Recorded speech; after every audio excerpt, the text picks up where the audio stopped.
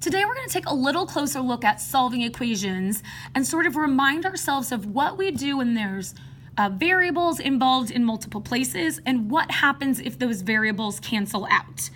So when we're solving an equation, remember an equation is something with an equal sign, we have the potential to get three different types of answers. Okay, one option is that we solve the problem just like normal. Everything works out just like we would sort of assume it would. So maybe we're given this equation, right? When we have variables on both sides of the equal sign, right? We need to get those variables together by using the opposite sign. There isn't a right or wrong. You could choose to move the 4x or you could choose to move the 6x. But students usually prefer to move the one that's smaller, okay? Because it will keep your variable from being negative. So if we look at this, this is a positive 4x.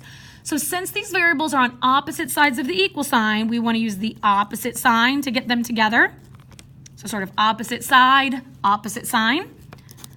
So those 4x's go away to 0, so I'm left with 10 equals 2x minus 12.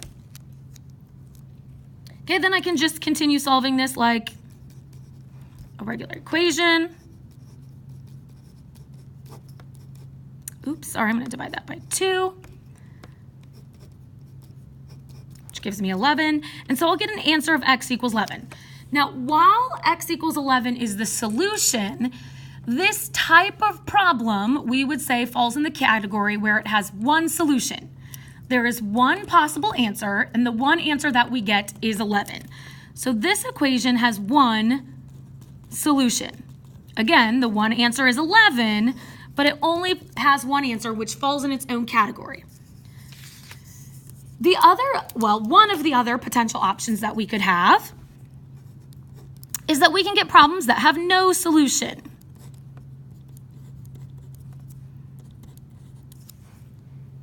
Okay, so maybe we have an equation like this. Okay, so we see parentheses, that tells us to distribute. Again, we have variables on both sides. So we're going to get those together. Now, both of these are, that's a terrible arrow. Both of these are the same amount, so you just have to pick one of them to move. This is a positive 2x. So I'm going to move it with a negative 2x. Okay, so 2x minus 2x cancels out just like we think it would. But over here, it also cancels out. So no deciding that you need a variable to just magically be there.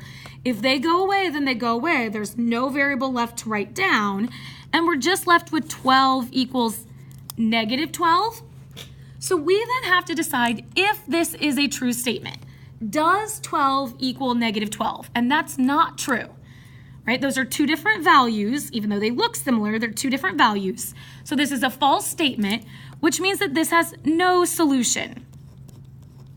Okay, it doesn't matter how many numbers we try, we would never find an answer for this equation.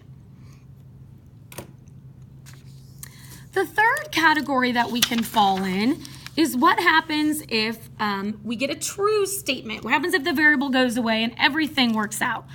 So maybe we have something like 1/2 times 6x minus 8 equals 3x minus 4. Again, keep in mind there are always multiple ways to solve equations. Doesn't make it right. It doesn't have to be that the first step you do is to distribute. It's just one of the easiest steps that my students choose to do first. So if we distribute this 1/2, that would give us a 3x, right? Half of 6 is 3. 1/2 times 8 is 4, so we'll have 3x minus 4 equals 3x minus 4. Now, most of my students will realize at this point that these both say the same thing, but if we were to continue going, right, we'll move a positive 3x with a negative 3x. So we'll get negative 4 equals negative 4. And this is a true statement. Negative 4 does equal negative 4. When we get a true statement, we say that all numbers work. So it might be listed as all real numbers, all solutions, all real solutions. Now, here is the key. This is not the set that it falls into. If we are talking about the number of solutions that this has, okay, these up here have one solution, these here have no possible solutions, all real solutions doesn't list an amount. It tells us an answer, but it doesn't list an amount.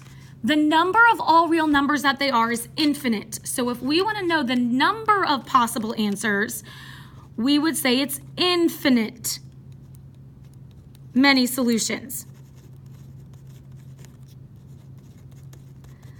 So just like the first example we looked at, right, this has an answer of 11. This one has an answer of all real solutions. But the number of solutions that it has is infinitely many.